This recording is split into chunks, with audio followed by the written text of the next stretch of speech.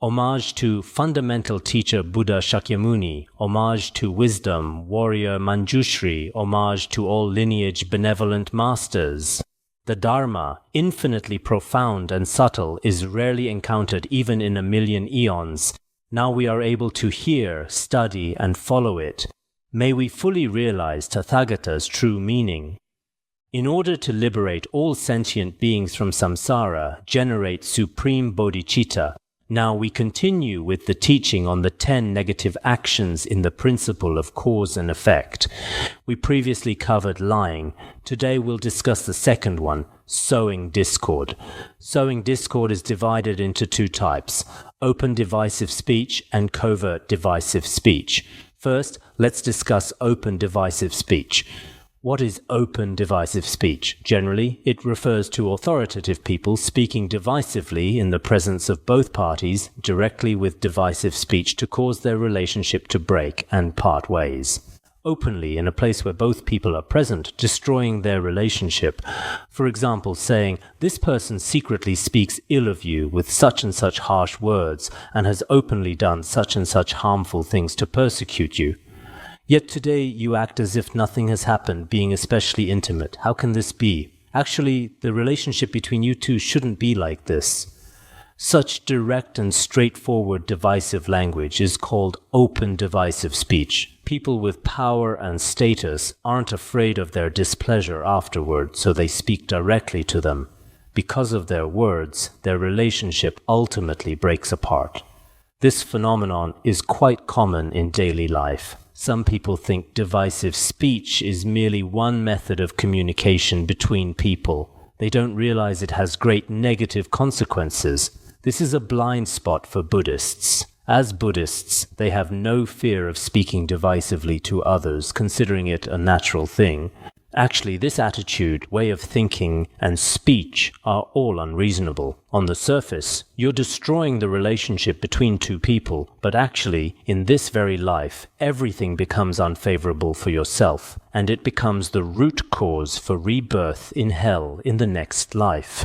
It seems that in the Sutra on the Mahayana practice of the 6 perfections, it also states, using divisive speech to create discord between intimate and distant relations, employing cunning schemes to make hearts hate each other, one falls into hell with no hope of escape. If you use divisive speech to destroy others' relationships through cunning methods, making others upset and turning them into enemies with great dissatisfaction, then in the next life you will actually fall into hell. This is taught in the Buddha's sutras. Therefore, Buddhists here should indeed carefully contemplate the principles of cause and effect in detail. Whether what we think and do conforms to the laws of cause and effect. If it doesn't conform to these laws, then we will experience suffering within ourselves. For example, people now create various things that don't align with natural laws, manufacturing nuclear weapons or behaviors that go against the entire universal order, leading to imbalance of the 4 elements and various disasters. This is also a natural law. Similarly, whether in speech or actions, if anything doesn't conform to these laws, then you will experience suffering. So some people, as long as they have a bit of status and power, seem to not care about destroying relationships between others. Actually, this is an extremely frightening thing. As people who believe in cause and effect, this certainly deserves reflection, deep thought, and observation. This is called open divisive speech. There's also another type called covert divisive speech. Originally, 2 people are compatible and harmonious, but another person goes to one of them and says, "You are truly sincere and caring toward him," but he criticizes and gossips about you and often creates obstacles for you behind your back. Using such divisive speech behind the scenes to make both parties go their separate ways is called covert divisive speech. They might not dare to say it openly, but behind the scenes they often speak about others' faults and gossip, thus destroying others' relationships. This should actually be a particularly bad thing. Whether among spiritual friends or ordinary people in the world today, I think it's better to speak directly and straightforwardly about matters. Perhaps the other person cannot accept it. If they can't accept it, the fact is still the same. If you want to say something, it's better to say it. There's no need to speak about others' many faults behind their backs, and try to speak less about interpersonal relationships. This would conform to the laws of cause and effect. Otherwise, we see some people who have excellent relationships with everyone face to face, but behind the scenes create many troublesome situations. Whether this is due to some people's habitual tendencies or ignorance is hard to say. Humans are a particularly complex group, so each person's foundation, inclinations, and karma are all different. As a result, when living together, various discord often arises. This is what's called divisive speech. Among all divisive speech, breaking the harmony of the Sangha is the most serious. Breaking the harmony of the Sangha indeed has tremendously grave consequences. Therefore, in the Mahashasaka Vinaya was brought from Sri Lanka by Faxian in the past. Actually, the Mahashasaka Vinaya belongs to the Mahashasaka school, a Theravada sect, and is basically the same as the Vinaya of Southern Buddhism. There's a teaching in this text: the assembly gathered in harmony brings joy. Harmony always brings peace and security. If one breaks the harmony of the Sangha, one suffers in hell for an eon. This means that if the Sangha members live together harmoniously, there is great merit and happiness. If someone creates discord among the Sangha and breaks their harmony, they will suffer for an entire eon. This sutra also says something similar to what we mentioned before. The assembly gathered in harmony brings joy. Harmony always brings peace and security. If one harmonizes and unites the Sangha, one enjoys heavenly bliss for an eon. This is the opposite content of the previous teaching. If you bring the Sangha together in harmony, there is happiness and peace even in this very life. And harmonizing the Sangha brings heavenly happiness for an entire eon. Although nowadays one cannot truly commit the sin of breaking the harmony of the Sangha, among Sangha members and Sangha members, between teachers and teachers, between spiritual friends and spiritual friends, we should find ways to let them work together for the Dharma and for sentient beings. We shouldn't engage in endless disputes for personal or small group interests. This has no meaning whatsoever, especially in Vajrayana, creating discord between tantric teachers and disciples and destroying their relationship, or creating disharmony among Vajra brothers and sisters. Such negative karma is extremely grave and terrifying. I've seen some spiritual friends who are disciples of the same lineage and teacher, but the disciples around one teacher often have disharmony, being like water and fire, extremely incompatible. This phenomenon is quite common. Some time ago, an attendant of a teacher told me that the relationship between a certain lay practitioner and another lay practitioner might not be good. I asked why. Because when she comes, the other lay practitioner immediately leaves, and when she returns, the other person wants to leave again. So from their observation, the two people don't get along. I see that whether we study Vajrayana or Sutrayana, if between two spiritual friends, when one person comes in logic, this is called mutually incompatible. When discussing contradictions, when one arrives, the other cannot remain and must immediately leave. It's like when water appears, there cannot be fire in the water. When fire blazes up, the water dries up, just like darkness and light. I think such conflicts between spiritual friends are quite bad. I've heard about some other monasteries where individual monasteries have some conflicts between two great masters. Every time they have meetings or gatherings, as long as one person comes, the other absolutely won't attend the meeting. Others say this, but whether it's actually true or not, I'm not very clear. If it's not true, it's others' slander. If it is true, then regardless of which teacher, it's their mistake. If we, with fellow practitioners and such Dharma friends, don't even have room for temporary consultation or gathering, then how do we treat hateful enemies? How can we, with Mahayana spirit, liberate all other beings who have no connection with us whatsoever? So, this is indeed something we should be concerned about. Actually, divisive speech, if disharmonious relationships arise between people, especially through your words and covert methods to destroy others' relationships, the fault is quite grave. Previously, in the Century of Noble Deeds, there's a story. I'll tell it briefly. After a person was born, his entire body was covered with sores and wounds all over. His mind was also extremely painful, and he cried continuously from childhood.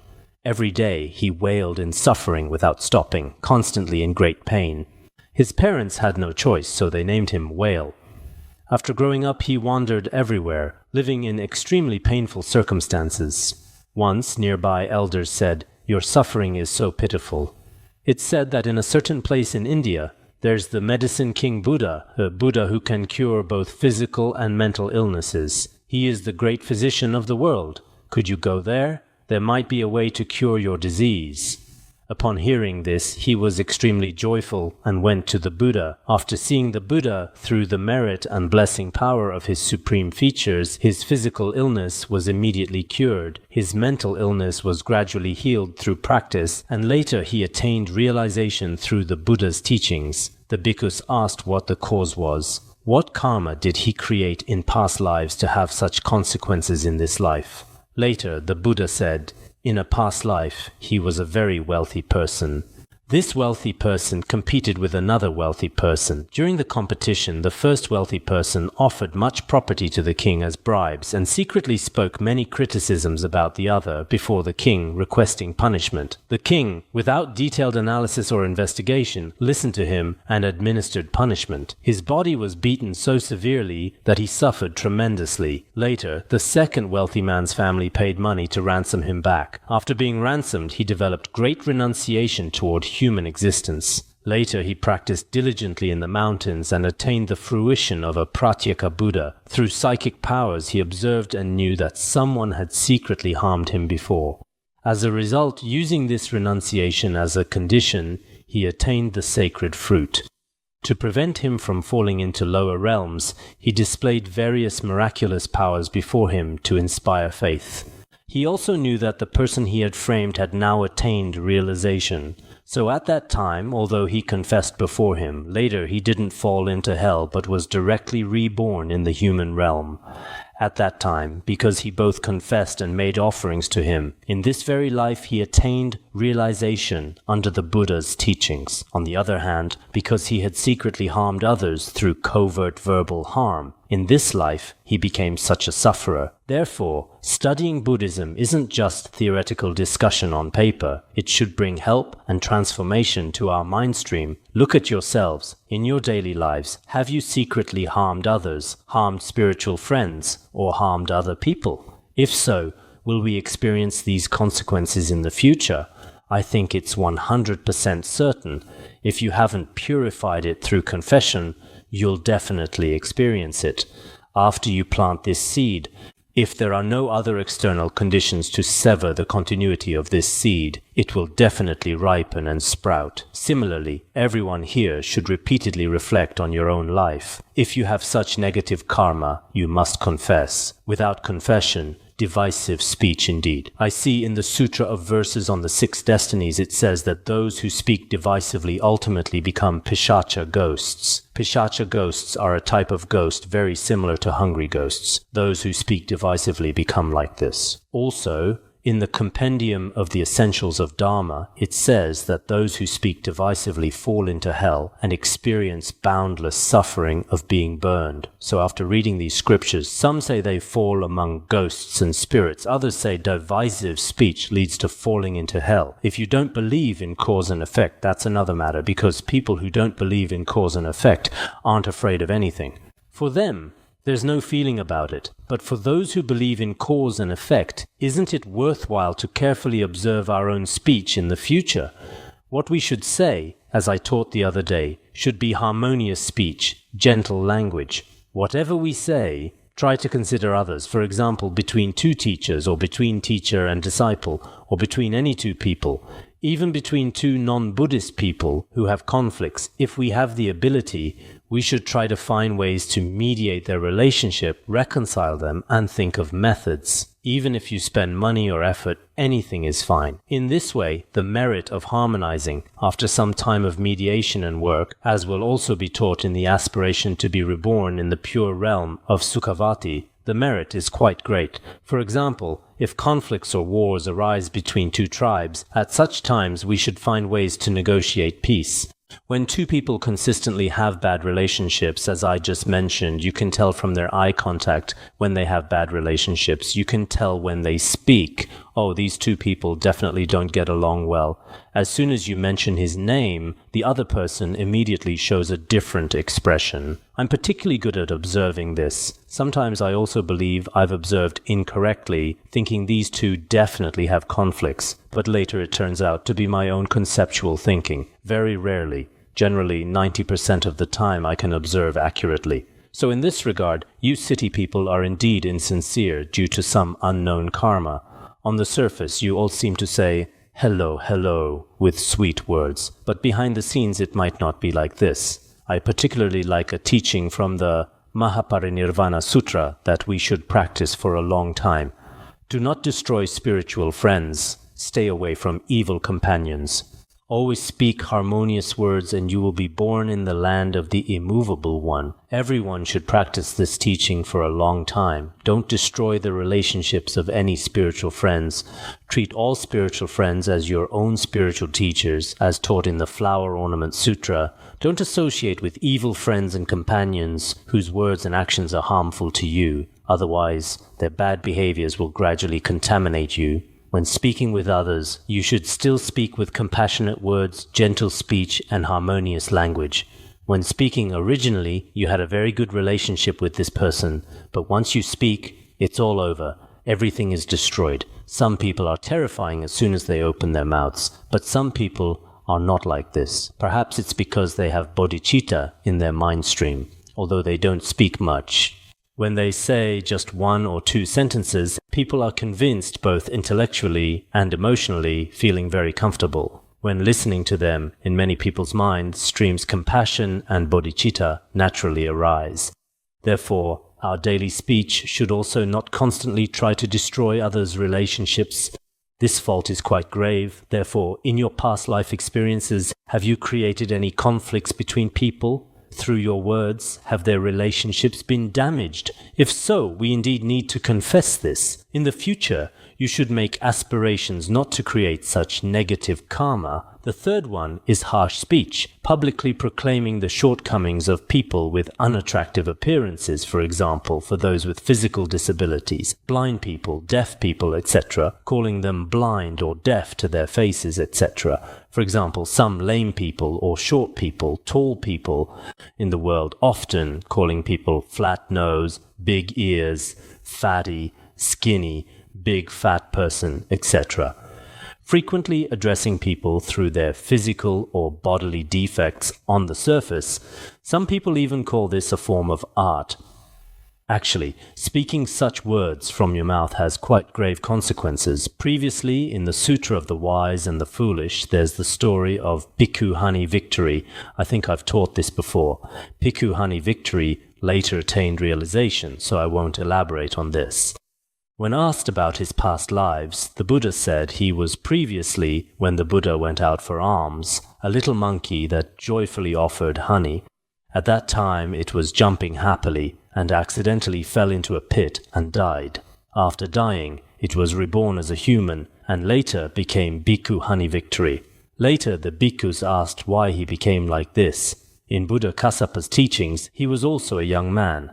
At that time, he said of another person, "You're just like a monkey." After calling him this, he was reborn as a monkey for 500 lifetimes. So, if we speak of others' physical defects, blind, disabled, etc., there are definitely consequences.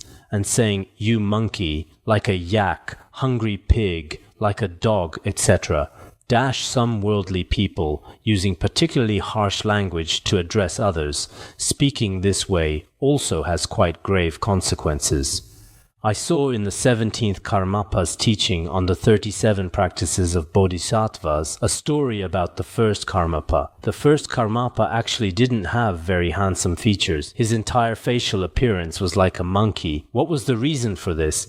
Previously he had mocked others as monkeys, then was reborn as a monkey for 500 lifetimes. The final lifetime was as the first Karmapa, Dusum Khenpa. At that time, before he entered the Buddhist path, he had a girlfriend. His girlfriend saw that his face looked like a monkey and was particularly ugly, so she abandoned him. He developed renunciation, and from then on he made the aspiration, I should become a very dignified person in every lifetime. Later, according to many sources and blogs online, the 16th and 17th Karmapas were both quite handsome. This is also the power of past life aspirations, many people say. We should say that many of our spiritual friends, whether you're Buddhist or non-Buddhist, many people are quite attached to their own appearance, but in this life some are relatively unattractive. There's no way around it. If you want to change it now, you'd have to get plastic surgery, which would probably cost a lot of money. Whether you have that much money, generally 2,000 or 3,000 yuan might not be enough. So, if you care about future lives, making aspirations is very important. Previously, the 16th Karmapa was said to be very handsome. When he went to the West, especially when he lived in America, there were many wonderful stories about how many people were attached to his dignified physical appearance. There are many accounts. So in our practice, on one hand, on the surface, it appears to be virtuous or non-virtuous karma of speech, but it directly affects our body. Everyone should understand this point. For example, if we speak harshly, in this life it's verbal karma, but actually in future lives, it affects not only speech, but all other aspects of life. It has a certain impact on all aspects. Therefore, in our daily lives, no matter what kind of people we encounter, it's best to maintain our mind stream with mindfulness and vigilance and not speak harshly. I remember Sakya Pandita also said, harsh words that harm others should not be spoken even to enemies. Otherwise, like an echo in a valley, you will immediately receive its retaliation. Regarding bad language and harsh speech, of course, you shouldn't speak this way to people you have good relationships with. Everyone understands this. Even to hateful enemies, people you have the worst relationship with, don't compare them to animals or use various harsh worldly language to curse them. This is unnecessary. If you do this, on the surface, it seems like you've rendered them speechless and extremely ashamed, but actually, it's like the valley echo we hear. In cliffs and valleys, when you make a sound, it echoes back to you. Similarly, whatever bad things you say about him today, pointing out his defects, when you reach your next life, what you said will manifest in your own body and you will experience this karmic result. Therefore, regarding harsh speech, everyone should pay attention. This is also a very important matter. But I find that people in cities nowadays, even among some Buddhist practitioners, don't discriminate very well in this regard. I don't know if it's due to past karma or in this lifetime, these Buddhist practitioners seem to think that in terms of behavior, it's like reporting news. It passes by like clouds and smoke, then it's gone, treating it as idle chatter. If that's the case, our Buddhist practice has no great meaning. Therefore, it's also said here that all criticism of others' faults or disrespectful language belongs to harsh speech. If you want to attain liberation, all such language should be abandoned. The Sutra of the Great Heap of Jewels states, one should not speak of others' faults, nor point out others' wrongdoings. Free from harsh speech and miserliness, such a person shall attain liberation. This means we cannot speak of others' mistakes or point out others' faults. If one is free from harsh and coarse speech, it's not very difficult for such a person to attain liberation. All language that makes others unhappy should be completely abandoned. Even if it's not coarse, harsh speech, but through gentle means making the other person's mind unpleasant, such language is also included in coarse, harsh speech. On the surface, it doesn't appear to be cursing, but actually through particularly gentle and mild language, they make others extremely sad. So there's a Tibetan saying, harsh words need not be many, delightful food need not be large. I'll roughly translate it like this. It means that harsh language, whether much or little, if it hurts others' hearts, it's all unreasonable. As for food that others enjoy, if you offer it, whether it's large or small food, as long as it expresses your sincere intention. The translation doesn't come out very well, but it's acceptable. The meaning is that as long as you hurt others' hearts, whether your words are many or few, it's already wrong. Whether you use gentle language or coarse speech or another way to mock others, if it makes others very sad, it has already become harsh speech. If you particularly delight someone because everyone's economic situation isn't necessarily the same, if I give you a teacup today, though my economic conditions are limited and I don't have anything grand, just this offering, oh, that's fine. Any delightful offerings and food, as long as they express sincere intention toward others, represent this person's devotion. So generally in the process of speaking, some people's words truly bring many people happiness for a very long time. One sentence spoken is never easily forgotten. Some teachings, pith instructions, or even very ordinary worldly words can have boundless benefit for one's entire life. So it seems that in the Sutra of the Right Mindfulness of Dharma, it says, harsh speech destroys loving kindness, the wise can abandon it. Harsh speech destroys loving kindness, so wise people will stay away from it. Always delighting in speaking gentle words, one is born in the heavens. Speaking gentle and soft words for a long time enables you to be reborn in the celestial realms. So some great masters and spiritual friends among us have excellent speaking skills that they've mastered. They seemingly never offend anyone. Whatever they say makes others especially happy and joyful. But some people are not like this. It would be better if they didn't speak. As soon as they speak, they offend so many people. In the end, they themselves know this. I don't know what karma I created in past lives. It's better if I don't speak. Once I speak, it definitely won't work out. Actually, between people, on the surface, we all appear to look the same. But actually, our inner compassion is also different. The function of language and skillful means are also different for each person. Actually, language isn't that difficult. Everyone should learn together.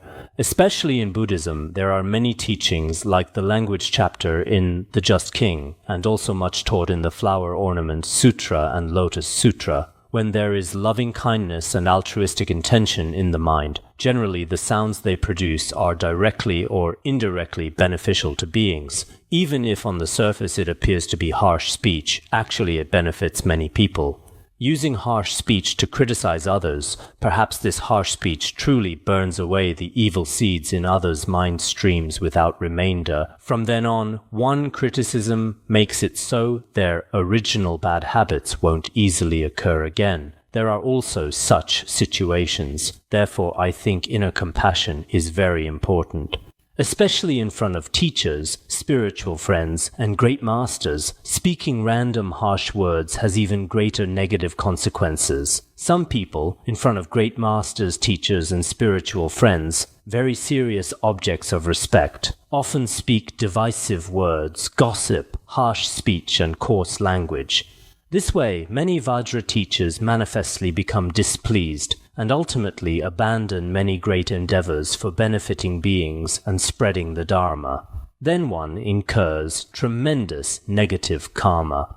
So in front of any spiritual friend, one should be careful about speech. But in today's society, it seems language cannot be controlled. As long as one has the opportunity, they continuously keep talking. This isn't very good either. One should observe through mindfulness and vigilance. When you should speak, the words that should be said should be spoken. Sometimes, when you should speak, you don't say a word. For example, in meetings when everyone is discussing, "Hey, who will speak?" "I won't speak." "He won't speak either." Everyone just sits there in silence. Silent sitting like a hunger strike protest. This isn't good either. Sometimes there's also no need to speak. Everyone says many irrelevant words. Actually, because people communicate with each other mostly through language, understanding language and the propriety of speech is indeed very important. The fourth one we'll discuss is idle chatter. The scope of idle chatter is quite extensive. For example, Brahmin mantras and such are originally not true Dharma, yet considering them to be true Dharma. Not only Brahmins, but actually also non-Buddhists. Various worldly things like worldly novels and movies, and all sorts of random worldly affairs. Originally having no meaning for the mind stream, but some people regard them as true Dharma, beneficial for taming afflictions, then speak various idle chatter. This is also one type. Also, the lewd language of prostitutes that arouses attachment in oneself and others, grandiose discussions about military force, robbery and theft and such, all idle talk that can give rise to attachment, anger and ignorance, all belong to the category of idle chatter. So this has been explained very clearly here. However, in our world today, as science develops more and more, we can say this is an era when people particularly love idle chatter. Now, in all television, movies, internet, and various newspapers and magazines, we can say over 90% is all idle chatter. Nothing but idle chatter. People particularly believe in it, and many people listen to idle chatter and then speak idle chatter themselves. This is such an error. Therefore, this era of rampant idle chatter is particularly severe. We can say it pervades the entire society. Sometimes it appears that true practitioners now have no space to survive, because if you want to practice, all kinds of worldly obstacles appear one after another before you. Dealing with them for 1 or 2 days, when will we ever be able to transcend them? So I've been thinking that perhaps some pith instructions of the secret teachings might be suitable for some worldly people today, because in the secret teachings, some aspects are relatively open. Other individual liberation vows and bodhisattva vows might be slightly better, but especially individual liberation vows in such a society in the future, to truly maintain and uphold them will become increasingly difficult. There's increasingly no living space, no place to survive. So among many spiritual friends here, sometimes you can really see some Buddhists recite mantras and do some virtuous deeds, but those who purely observe their own minds, basically there are none. We often find in big cities people are either watching TV and movies or chatting. Some people with a bit of knowledge spend all day online, on the internet. Originally, this is already an illusory world, and in the illusory world they seek another illusory world. Then chatting online with attachment and anger. Besides this, truly valuable people and valuable knowledge are probably very, very rare. We don't dare to exclude everything, saying there's nothing at all, but what kind of education most people receive and what society has become today, we ourselves are also clear about. In such an era, some discuss military affairs, some discuss worldly attachment, some discuss business affairs. All of these gradually make your mind more and more agitated. As it says in the Sutra of the Right Mindfulness of Dharma, accumulating many idle chatter sentences can cause the mind to become confused. Your consciousness becomes deluded, destroying pure conduct and obstructing the path to nirvana. Destroying our pure conduct, that is, the behavior of monastics or lay practitioners. Because this idle chatter directly and indirectly begins to destroy your pure conduct, your path to nirvana becomes increasingly distant. Because every day we practice things that go against the true Dharma. Then before our eyes and in our ears appear various colorful or multifarious external objects, all of which are objects that contradict the true path or liberation. At such times, among us ordinary beings, those who are not seduced by external objects are quite few. So can we protect ourselves in this way? It's very difficult. So it's also taught here, and I especially remind everyone, when others are reciting sutras or mantras, talking eloquently about many irrelevant topics that scatter their minds, will cut off others' accumulation of virtue. The negative karma is extremely severe. Some people, when others are reciting scriptures or practicing, when they're doing meaningful and meritorious activities, they themselves don't want to practice or recite, but start to influence others in front of them. Why did I notice some people talking privately during class yesterday? If you talk, if you alone don't want to listen, that's nothing much, but you should know how many people you're affecting. I see now outside some people studying by listening to recordings. Originally 10 or 20 people are all studying very diligently, but when one person talks, the entire atmosphere is completely disrupted. Everyone's virtue is destroyed because of this. So sometimes when we don't pay attention or observe our tongue, it's still very dangerous. So the Buddhist scriptures also teach 100,000 gates of merit are destroyed by the tongue. 100 diseases enter through the mouth. 100 disasters emerge from the mouth. Many of our problems come from your mouth.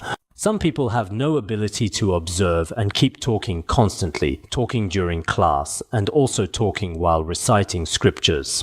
If this is the case, you yourself don't need to recite or practice, but these people beside you still need to practice. I think it's unnecessary to influence them, especially lay practitioners listening to teachings outside don't understand any rules. They've been listening to teachings for so many years, but their behavior is still very inappropriate. Honestly, it would be better not to listen at all. If you really don't want to listen, not listening has no fault either. But influencing others this way is actually not good for yourself either. It will create obstacles to Dharma practice for countless lifetimes. So sometimes in the worldly realm, not only we practitioners, but many worldly people's activities, for example, the novels they write, scripts they compose, and various idle chatter treatises, or what are now called artists, singers, and movie stars, the songs they sing every day delay how many people from meaningful activities. Previously, they often said about some singers that, although on the surface, thousands and tens of thousands of people are intoxicated by their singing and love it very much, behind the scenes, people's spirits have received great stimulation and temptation, and all meaningful activities have been delayed. Therefore, in this ignorant world, sometimes we must admit this blind conformity of humanity. For people with even a little wisdom, when observing with the instrument of Buddhism, the various bacteria in life should also be easy to discover. So it's also taught here that various types of idle chatter on the surface seem to flow naturally from the mouth, but if you observe carefully with wisdom, you'll discover that actually most idle chatter comes from either attachment or hatred. In the process of speaking idle chatter, much attachment and hatred will also arise in one's own and others' mind streams. However much greed, anger, and ignorance you generate, the speaker's mind stream also has that much negative karma. Some people tell stories and read novels, then gather many people. Today I read a novel with a beautiful woman in it, and this woman was like this and that. If they're particularly eloquent, many people might develop attachment. I saw a movie where war broke out between our country and another country, and our country did such and such. You start talking, and by the end some people might develop hatred. Others become confused and develop ignorance. Others begin to praise themselves and disparage others, talking about how powerful we are, making others develop pride. Actually, many afflictions are triggered through others' speech and idle chatter. Originally, everyone knows that generating afflictions like greed, anger, and ignorance is negative karma. This type of negative karma can also be produced through your speech. So when we study the Dharma together with everyone, it shouldn't be like this, but should pacify greed, anger, and ignorance in the mind stream. Why am I willing to teach every day, even if I don't teach much? Willing to teach even a short class, the reason I'm willing to teach. In process of teaching, I also pay attention that speech that truly generates greed, anger, and ignorance cannot be spoken. There's no such expression. Actually, what's related to the Dharma should be teachings that pacify greed, anger, and ignorance. This way, at least while listening to class, negative thoughts will cease. And perhaps in this brief moment of listening to class, perhaps in your mind stream there truly arise thoughts that pacify afflictions and suffering. This is also a type of merit. So when we listen to teachings, some people say listening is tiring, listening every day. Actually, studying the Dharma, indeed, listening to even one class is different from other worldly classes. The reason it's different, because the Dharma, directly or indirectly, is all about countering afflictions. This is the purpose of the Dharma, so such teachings are indeed very necessary for people. Therefore, I hear many Dharma friends continuously read books every day and continuously listen to 1 or 2 classes each day. Such habits should be very good. If you really don't have the ability for study, contemplation, and meditation, as Mifam Rinpoche taught before, for the particularly blessed verses and aspiration prayers from great masters and Buddhist sutras and treatises, reciting them daily is also very good. If you don't even have the ability to recite like this, then choose from all mantras those with special merit and blessings like Avalokiteshvara mantra, Padmasambhava mantra, and Vajrasattva mantra. I think everyone can recite these mantras. This has no difficulty whatsoever, so speak less idle chatter and recite more mantras. It seems that over a year ago there was an elderly person, I might have mentioned this in some teachings, who made an aspiration in front of me to recite 100 million Avalokiteshvara mantras. Today at the entrance, I met this elderly person again. He recognized me. His hearing might not be very good. He doesn't hear sounds very clearly. He took my hand and said he wanted blessings and such. If he can live another year or so, the 100 million will be completed. He has been reciting. In a year and a half, he's been very diligent. He just said he's been reciting very diligently. In a year and a half, he's recited over 50 million Avalokiteshvara mantras. He still needs over 40 million to reach 100 million. In another year or so, he'll have completed 100 million. He said he sleeps relatively little at night. It seems I mentioned this before. Over a year ago, how old was that elderly man who made the aspiration to recite 100 million mantras? Do you remember? Who can remember clearly? If you remember clearly, I'll give a reward. Did I mention it or not?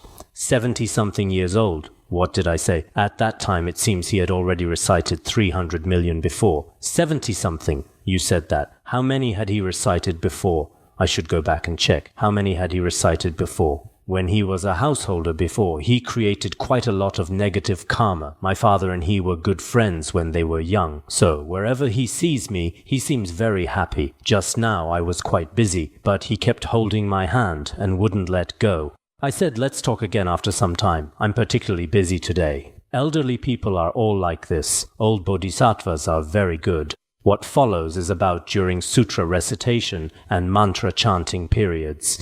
If you mix in some idle talk, then no matter how many mantras you recite, there won't be much achievement or great merit. Generally speaking, when we recite liturgies and prayer books, try not to intersperse idle talk in between.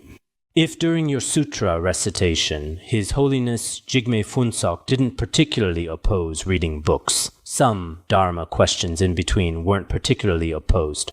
Some teachers require that even this not be allowed. We before, especially at the beginning when we were young, particularly loved study and contemplation. Reciting sutras while reading books was quite common, sometimes asking each other about some Dharma principles in between. But generally when reciting sutras, it's better to recite everything from beginning to end completely, especially in monastic assemblies. If one person chatters idly, then all the virtue of the entire Sangha will be destroyed in this person's hands. And it will also damage the merit accumulated by benefactors.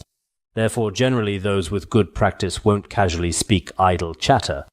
Previously, in the record of the exalted acts of Buddhist monastics from Han China, there was Chan Master Datong from the Song dynasty, who himself said that he led monks for 30 years and had never joked or laughed, probably similar to Langri Thangpa, and his deportment was very dignified. Actually, people with wisdom and realization generally won't speak much idle talk with others. If we have no practice or realization in our mind stream, we're often particularly interested in irrelevant worldly speech. So when we recite sutras and perform Buddhist activities, we shouldn't speak much idle talk. Originally in India, except for those endowed with merit and free from faults, others had no qualification to enjoy donations, and the Buddha didn't permit this in the relevant sutras.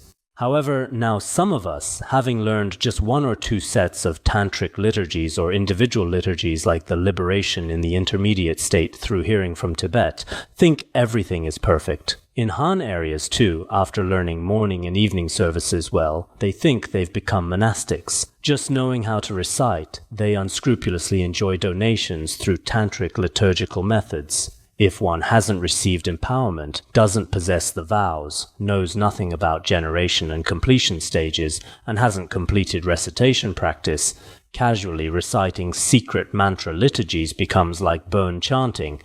This negative karma is quite severe. The so-called ritual performers nowadays, some people can only recite liturgies and sutras, but have never visualized in their minds. They understand nothing about the basic principles and teachings of generation and completion stages. In such circumstances, if you don't recite seriously and conscientiously but enjoy donations, the negative consequences are quite great. Han areas are like this, and Tibetan areas are like this too. It's best to have pure precepts in one's mind stream and maintain them with mindfulness and vigilance, otherwise there are certain difficulties. The flower garland also teaches that study, contemplation, and meditation should be based on pure precepts. Only this way can one enjoy devotees' offerings. Actually, black wealth is like burning iron balls. Only those with iron teeth endowed with the union of generation and completion stages can enjoy it. If ordinary, common people enjoy it, they only bring suffering upon themselves and burn their mind stream. As the verse says, black donations are the blade of life. Excessive enjoyment cuts the root of liberation's life. Actually, devotees' donations, if you don't have genuine practice realization, enjoying them has certain negative consequences. The Buddha speaks of unprecedented causes and conditions. Sutra also says, rather cut one's own flesh to feed one's mouth than receive others' offerings with a corrupted mind. It's better to use one's own flesh for sustenance than to sustain oneself with wrong livelihood and corrupted mind, receiving such offerings from others. Not to mention being endowed with generation and completion stages. Some people can't even read fluently, merely recognizing words and phrases. Just being able to orally recite the Diamond Sutra and liberation in the intermediate state through hearing, thinking they've already become monastics and practitioners. Actually, it's not like this. Especially for liturgies, the most important part is mantra recitation. If during mantra recitation you open the terma treasury of idle chatter, that is, speaking various attachment and hatred-related irrelevant words to pass time, the result will only harm others and oneself. While continuously reciting mantras, for example, when we recite a liturgy and then recite Vajrasattva mantra, Om Vajrasattva Hum, after 3 or 4 repetitions, hey, come here, let me talk to you. What's the recent news saying? Did your family send money? Continuously talking to each other about such inappropriate things. I've mentioned before that during the Song dynasty, there was Chan Master Guangxiao An. When he was at Qingtai Temple, he had psychic powers. Once while in meditation, he observed 2 monks talking by the railing. First, devas protected them, but after a while the devas left. Then ghosts and spirits began to scold them.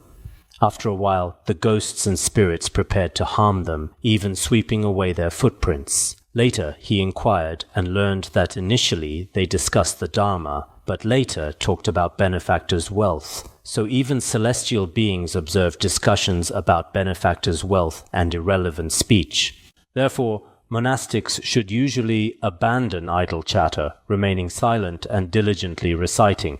This point is very important. Not only monastics, but including lay practitioners and many people, we should wholeheartedly recite and try our best to speak less idle chatter. Try not to speak irrelevant words. This is truly very important for practitioners. It seems the Buddha also said in some sutra, if one can avoid idle chatter, the mouth constantly emits wonderful fragrance like the blue lotus, and in each birth one encounters the Buddha. If one constantly speaks wonderful words and doesn't speak idle chatter, it's like a blue lotus. This person will encounter the Dharma in every lifetime. So the fragrance that comes from their mouth, this is probably also a metaphor. Therefore, in our daily speech, try to speak less idle talk and recite more sutras, or speak words beneficial to beings, speak some language beneficial to sentient beings. Alright, that's all for today.